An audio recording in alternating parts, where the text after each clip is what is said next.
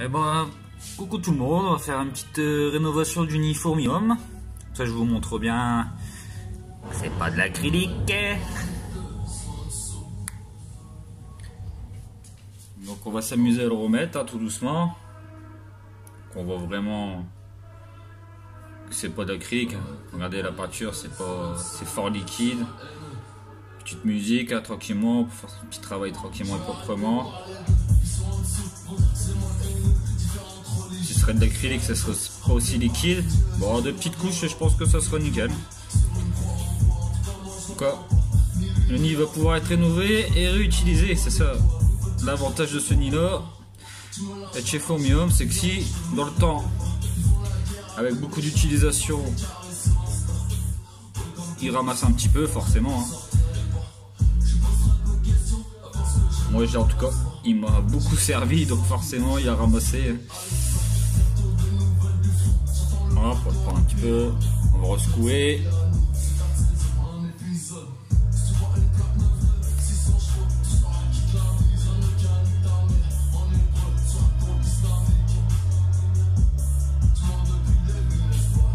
Petite rénovation, ça lui fait pas de mal. Ça va pouvoir le laisser sécher tranquillement et puis réutiliser pour mes nouvelles espèces.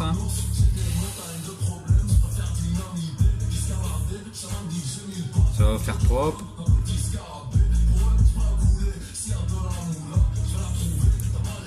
Donc on voit vraiment que c'est du pigment naturel.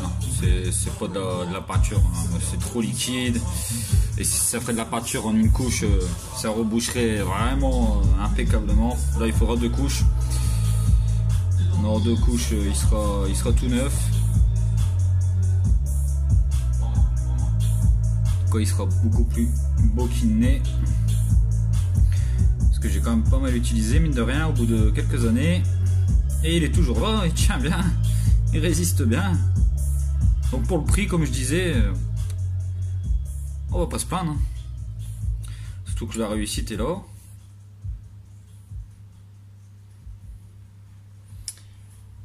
Ça va lui faire un beau bien de le rénover un petit peu.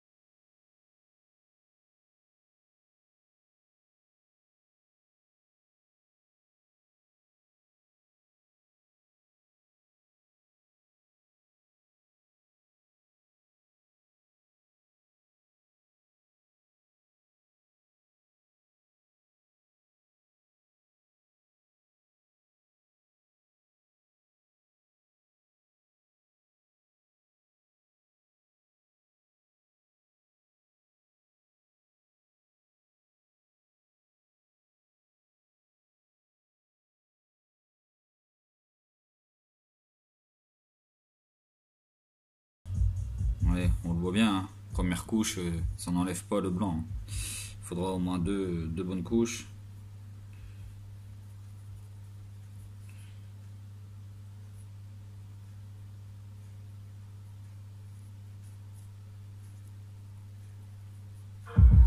C'est nickel, impeccable.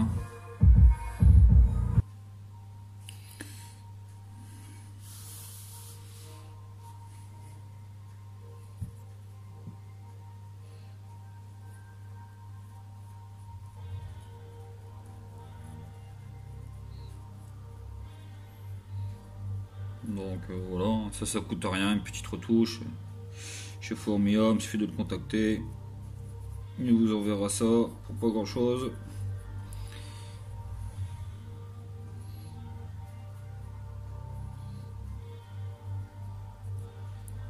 C'est l'avantage de ces nids là, surtout pour le prix, comme je disais toujours, hein. 35 balles, je m'emmerde pas.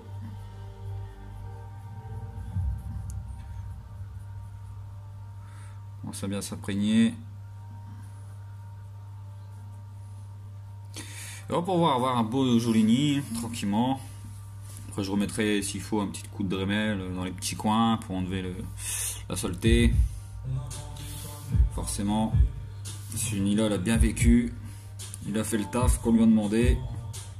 Moi c'est tout ce que je demande. Je demande pas avoir un nid, ceci, cela. Moi ce qui m'intéresse, c'est que ça reste propre. Quand on le reçoit, il est neuf, esthétiquement il est vraiment pas mal, hein. Moi en tout cas j'aime bien, niveau forme, tout ça. En plus dans le choix des couleurs, tout ça, donc c'est très bien. Et puis avec les années, ben, on voit que c'est pas...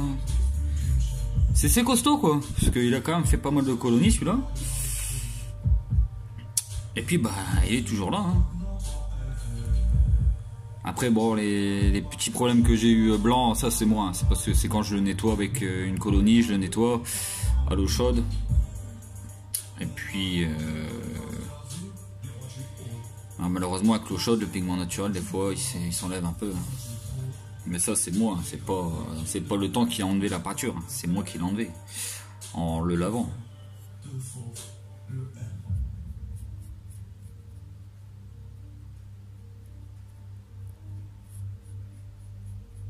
Un petit coup.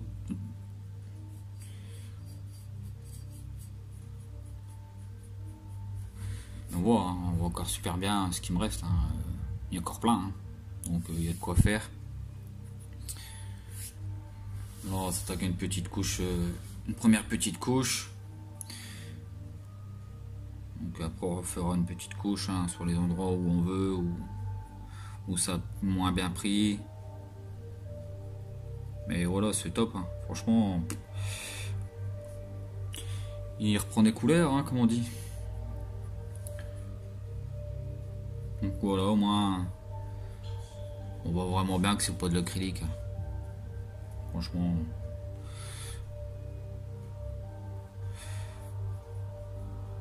l'acrylique ça réagit pas du tout comme ça, surtout sur du béton cellulaire ou peu importe la matière. Ça serait en une couche ou en une couche j'aurais recouvert. Là on voit que c'est fort, vraiment fort liquide. C'est vraiment du pigment naturel, tranquillement. Puis de toute façon moi j'ai jamais perdu de colonie dans ces nids là. Après malheureusement peut-être il y a beaucoup de jeunes dans la myrmécologie, donc dès qu'il y a un problème c'est le fournisseur, c'est le nid. Mais en fait souvent il faut se remettre en question soi-même, hein. Moi le premier, hein, quand je fais une erreur, je me dis pas que c'est le fournisseur, c'est le matériel, c'est ceci, c'est cela, hein. Dans la myrmécologie, le problème c'est que voilà, dès qu'il y a une erreur, on a du mal à avouer son erreur. Et au lieu d'apprendre de son erreur, c'est la faute de la gine, c'est la faute d'où j'ai acheté ma gine, c'est de la faute du matériel, c'est la faute de Jésus, si on veut. Désolé pour les croyants. Mais voilà quoi, il n'y a pas forcément le matériel en fait, hein.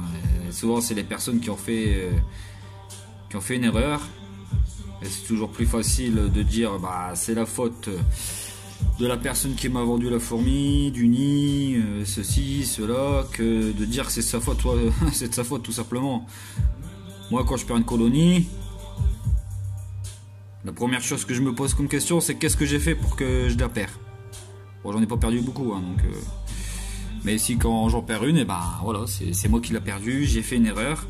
J'essaie de comprendre où j'ai fait mon erreur pour pas la refaire. Mais c'est pas forcément la faute du fournisseur. Sinon c'est trop facile. Ça va pas et hop je critique. Mais non, ça marche pas comme ça le monde.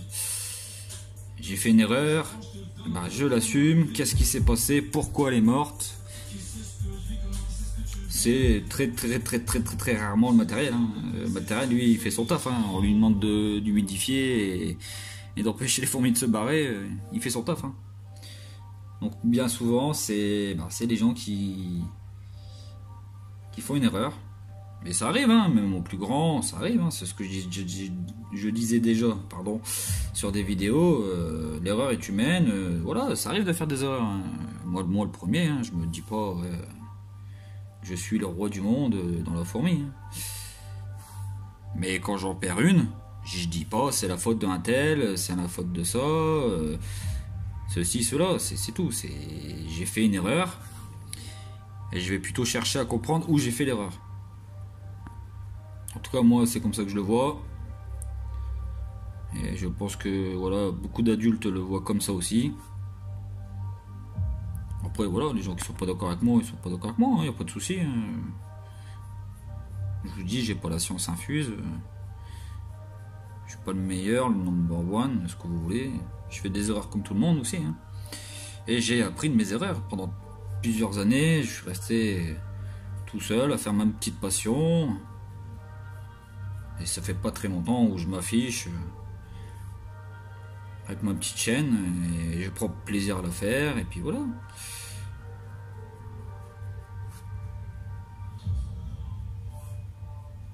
On voit bien.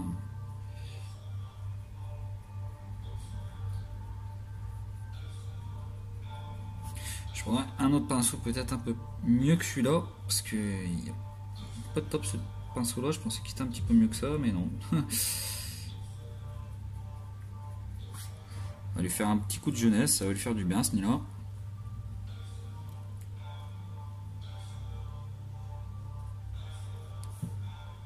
Un petit peu être recalcaire.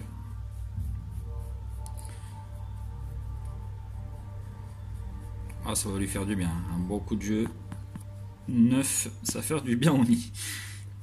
Surtout qu'il m'a vraiment bien servi. J'en ai plusieurs de nids comme ça.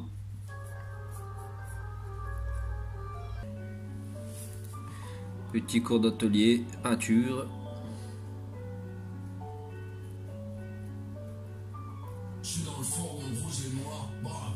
Je suis bien content. Je vais pouvoir le réutiliser, ça c'est top.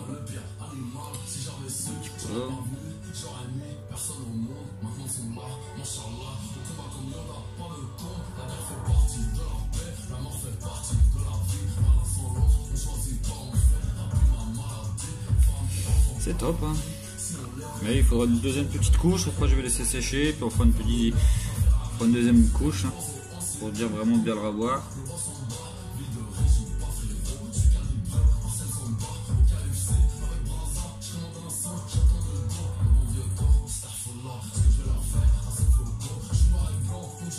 On voit bien, franchement, ce que je disais, c'est vraiment du pigment naturel, c'est pas de l'acrylique. Hein.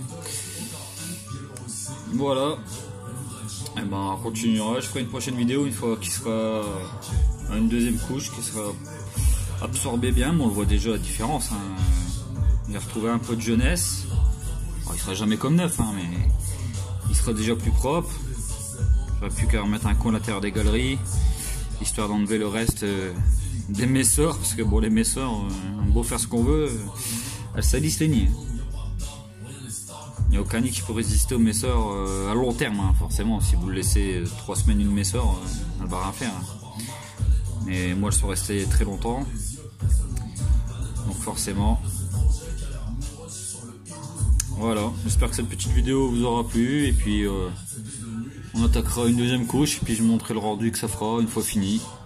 Je vous remercie, puis à la prochaine. Et ben ça y est, on va reprendre la deuxième petite couche. On voit bien qu'il y en a toujours comme plein. Il n'a pas fallu en mettre des tonnes non plus. Et on voit que la première couche elle a bien pris. Ça, il me restera plus qu'à faire les galeries. Un petit coup sur les galeries pour que ce soit propre. Mais voilà, comment rénover un nid de chez Formium. Comme je disais, celui-là il a vraiment vécu. Donc, il a fait son taf qu'on lui a demandé. Maintenant, un petit coup de jeûne, on va le rajeunir un petit peu. Et il sera reparti pour une paire d'années. Donc franchement, quand on voit le prix 35 balles, 35 balles si je peux l'utiliser plus de 5 ans, je vais pas mettre plus.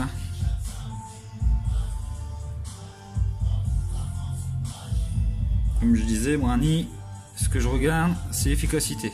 Celui-là, il a fait son taf, il m'a prouvé qu'il fonctionnait bien. Donc pas besoin d'aller chercher plus loin.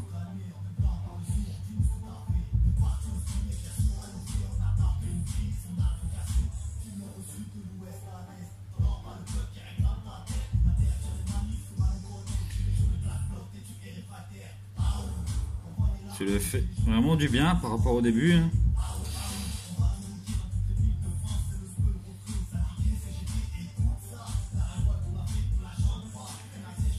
Ça marche plutôt bien, ça fait propre.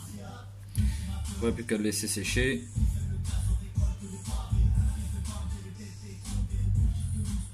Franchement, j'en suis super content.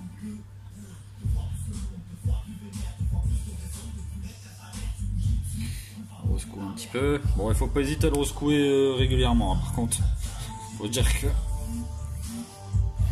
dès qu'on met une couche, ça reprend bien la couleur.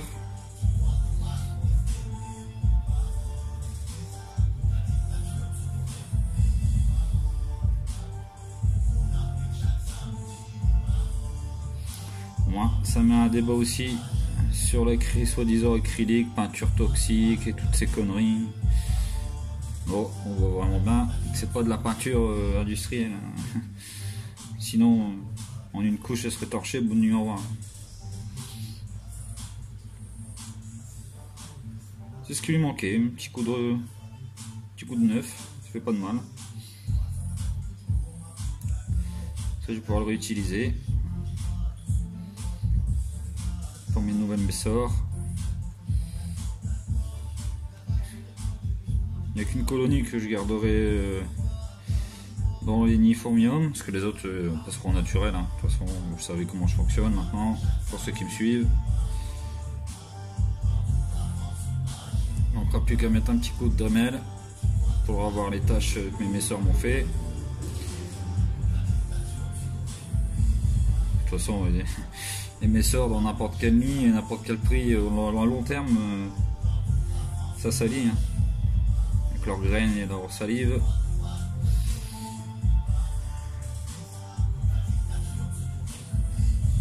On secoue un petit peu.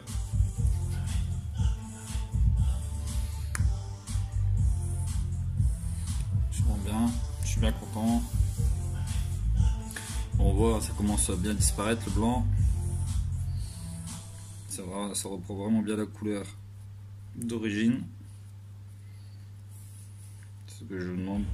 Hop. Je ne demandais pas plus.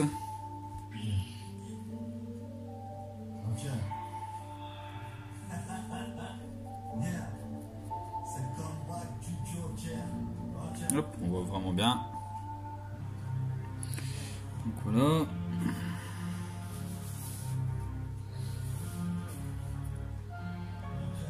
Je le rescoue un petit peu.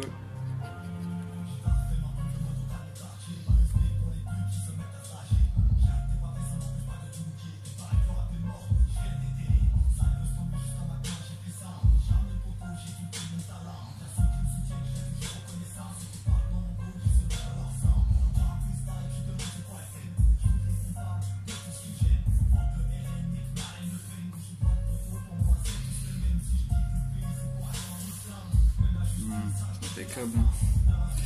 C'est impeccable.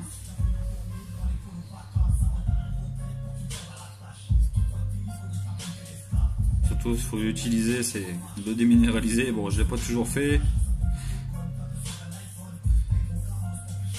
mais c'est ce qu'il y a de mieux à faire sur ces nids là. Ça évite de les boucher à long terme. Bon, même en n'utilisant pas que de l'eau déminéralisée, ils se bougent pas. Donc voilà.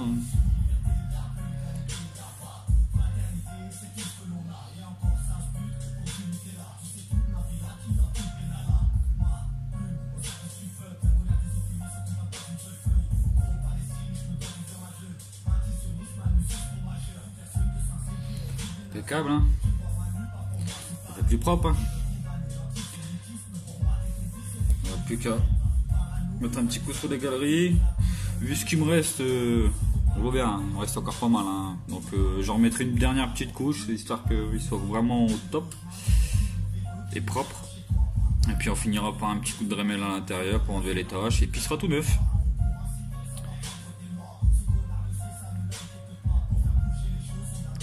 Impeccable.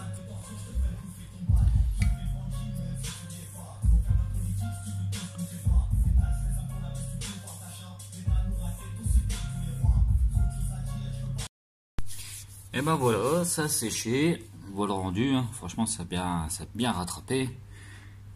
Maintenant on va attaquer l'intérieur des galeries, on va y mettre un petit coup de Dremel, très léger, juste pour enlever les saletés, hein, des messors. Et puis après je vous reprends, puis je vous montre ce que ça donne une fois tout refait à neuf. A tout de suite. Et ben voilà, un petit coup de Dremel, et puis voilà ce que ça donne. Et ben c'est un nid qui est reparti pour un bon long moment. On va mettre les vitres. Hop. Et voilà comment on rénove proprement un nid, hein. Là il est reparti pour une paire d'années. Puis regardez, toujours le même pinceau, hein. C'est pas de l'acrylique, hein. Sinon le pinceau il serait tout sec. Donc comme ça au moins ça met fin à tout ce qu'on peut entendre sur internet. Mais voilà, un nid récupéré tout propre, à regarder sur le tout début de la vidéo. Et maintenant ça lui a fait du bien. Et puis je vais pouvoir le réutiliser pour des colonies proprement. Comme quoi 35 balles, 35 euros. Et puis ça dure une paire d'années, hein, parce que moi j'ai des jeunes depuis pas mal de temps. Forcément bon, j'en ai pas pris forcément plus soin que ça. Donc un petit coup de jeunesse, et puis voilà, regardez, hein, propre, hein. J'ai bien récupéré, il est vraiment propre. Et on peut le réutiliser, c'est reparti mon kiki comme on dit.